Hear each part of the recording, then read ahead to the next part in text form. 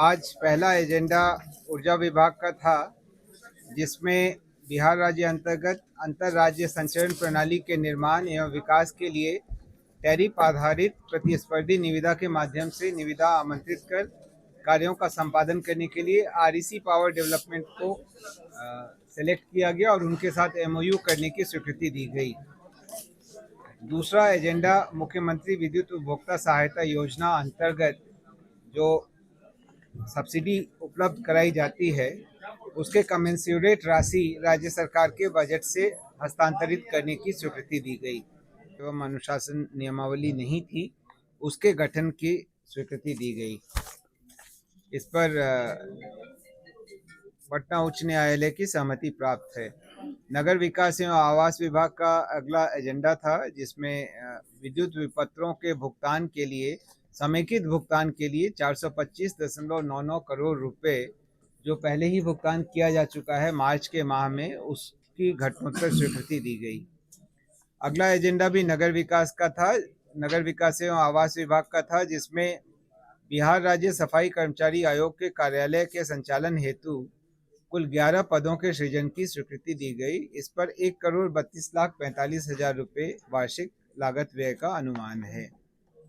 खान एवं भूतत्व विभाग के अगले दो एजेंडा हैं। मैं सचिव खान एवं भूतत्व विभाग से अनुरोध करूंगा कि इनके बारे में आपको बताएं। ये काफी महत्वपूर्ण एजेंडा, आज इन पर निर्णय हुआ। धन्यवाद सर। खनन अन्य कारणों से नहीं हो रहा था, जो सैद्धांतिक कारण थे, उसके तहत पिछले 2 साल से ये आवश्यकता महसूस की गई कि उन कारणों को एनालाइज किया जाए डीपली और पत्थर का खनन राज्य हित में बैलेंस करते हुए स्टार्ट किया जाए। उसके लिए डेवलपमेंट कमिश्नर सर की अध्यक्षता में एक समिति बनी।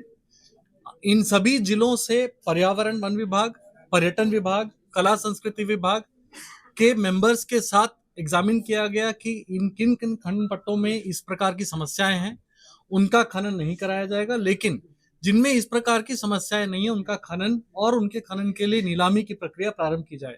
उससे संबंधित सैद्धांतिक सहमति प्राप्त की गई। वैसे अभी 30 मामले हैं, जिनमें से 3 मामले रिजेक्ट हुए, जो कि पर्यावरण और पर्यटन और कला संस्कृति के ऑब्जेक्शंस के कारण उनको हम लोग नहीं कर रहे हैं, ताकि बैलेंस बना रहे। बाकी के जो 27 मामले हैं, उन 27 मामलों में से सभी मामलों के लिए जो वैधानिक प्रक्रिया है, वो वैधानिक प्रक्रिया में एक्सप्लोरेशन के बाद एनवायरमेंटल क्लियरेंस, उसके बाद नीलामी एमएसटीसी के माध्यम से कराए जाने की अनुमति, संबंधित रूल्स में उसके संबंध से उससे रिलेटेड इश्यूज के प्रावधान, तथा इसके अलावा बालू घाट के लिए जो सरेंडर होते थे, उस सरेंडर के प्रावधान को और स्ट्रिंजेंट करने तथा उससे संबंधित रेट्स के रिवीजन के प्रावधान की अनुमति दी गई है। धन्यवाद। 2 चीज सुनिश्चित किया जाएगा। रखरखाव या नया निर्माण करने वाले ऐसे संवेदक जिनके कार्य की कुल राशि 25 लाख से 50 करोड़ के बीच में हो, उसमें बिहार के जो स्थायी निवासी होंगे या बिहार की जो रजिस्टर्ड फर्म्स होंगी या बिहार में जो रजिस्टर्ड कंपनियां होंगी, साथ ही ऐसी कंपनियां जिनके शेयर होल्डर कम से कम 51% बिहार के मूल निवासी होंगे, ऐसे लोगों को प्राथमिकता दी जाएगी और ऐसे ही लोगों को ये कार्य आवंटित किया जाएगा। यह कार्य राज्य के बाहर के संवेदकों को उसी परिस्थिति में आवंटित किया जाएगा जब राज्य के किसी निविदाकार ने, किसी संवेदक ने निविदा में भाग न लिया हो। ऐसा करने से आगामी 5 वर्षों में जो 1 करोड़ रोजगार और नौकरी के अवसर प्रदान किए जाने का संकल्प 7 निश्चय 3 में था, उसको इम्प्लीमेंट करने के लिए और स्थानीय लोगों को रोजगार के अधिक से अधिक अवसर उपलब्ध कराने के लिए ये निर्णय लिया गया। शिक्षा विभाग का अगला एजेंडा था, इसके बारे में विस्तार से बताने हेतु मैं सचिव शिक्षा से अनुरोध करूंगा। Thank you sir. आज मंत्रिपरिषद के द्वारा बिहार राज्य सरकार के साथ निश्चय 3 उन्नत शिक्षा उन्नत भविष्य के तहत बिहार के सभी प्रखंडों में एक आदर्श विद्यालय की स्थापना के लिए प्रस्ताव की स्वीकृति दी गई है। इसमें हर प्रखंड में एक आदर्श विद्यालय स्थापित किया जाना है, जिसमें मॉडर्न साइंस प्रयोगशाला, कंप्यूटर प्रयोगशाला, पुस्तकालय, स्मार्ट क्लास की व्यवस्था, डिजिटल स्क्रीन, इसके अलावा जो वहाँ पर मूलभूत सुविधाएं जो होती हैं उनको और संवर्धित करने का इसमें प्रस्ताव है। साथ ही इसमें जो जिन बच्चों का नामांकन होगा उनको कॉम्पिटिटिव एग्जाम्स के लिए तैयारी कराने और साथ में एक्स्ट्रा क्लास की सुविधा भी यहाँ पर उपलब्ध कराई जाएगी। इसके अलावा सुरक्षात्मक दृष्टि से सीसीटीवी कैमरा और उनको खेलने के लिए प्लेग्राउंड और इस तरह की तमाम सुविधाएं जो एक आदर्श विद्यालय में अपेक्षित है वो इसमें प्रावधान करने का प्रस्ताव आज मंत्रिपरिषद की तरफ से स्वीकृति दी गई है। धन्यवाद। धन्यवाद दिनेश। का प्रशिक्षण दिए जाने हेतु प्रक्रिया, प्रशिक्षण हेतु संस्थानों का नामांकन और सीटों के संख्या के निर्धारण हेतु दिशा निर्देश की स्वीकृति दी गई। गृह विभाग द्वारा बिहार लोक सुरक्षा प्रवर्तन नियमावली 2026 के प्रारूप पर स्वीकृति दी गई। इसके अंतर्गत ऐसे क्षेत्र जहां लोगों का फुटफॉल ज़्यादा है वहां पर सीसीटीवी लगाने के बारे में व्यवस्था की गई है।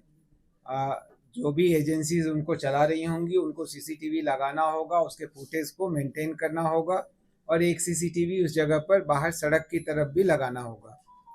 राजस्व एवं भूमि सुधार विभाग द्वारा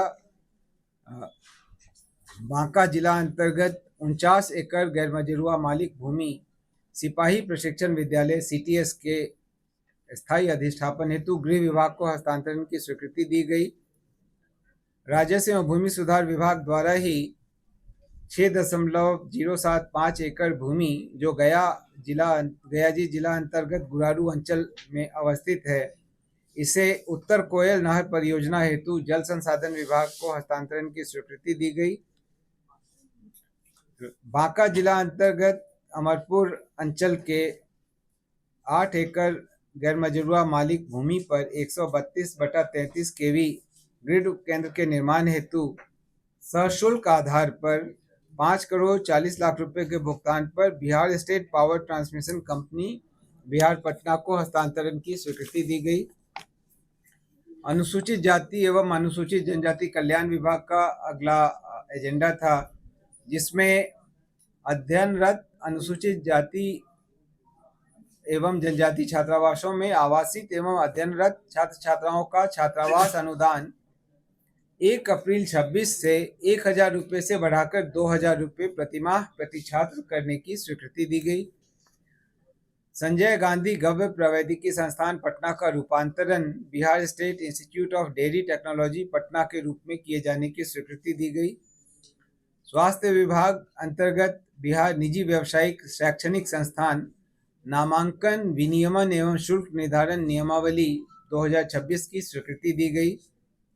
स्वास्थ्य विभाग अंतर्गत ही इंदिरा गांधी आयुर्विज्ञान संस्थान पटना सहित राज्य के सभी चिकित्सा महाविद्यालय एवं अस्पतालों में रोगियों के परिजनों हेतु कॉर्पोरेट सोशल रिस्पॉन्सिबिलिटी के तहत विश्राम गृह की स्थापना की स्वीकृति दी गई। मद्य निषेध उत्पाद एवं निबंधन विभाग का अगला एजेंडा था, जिसमें थर्मल पावर परियोजना पीरपैंती हेतु अधिग्रहण किए जाने वाले हेतु भूमि के लीज दस्तावेज के निबंधन पर 100% छूट प्रदान की गई। अगला एजेंडा नगर विकास एवं आवास विभाग का था,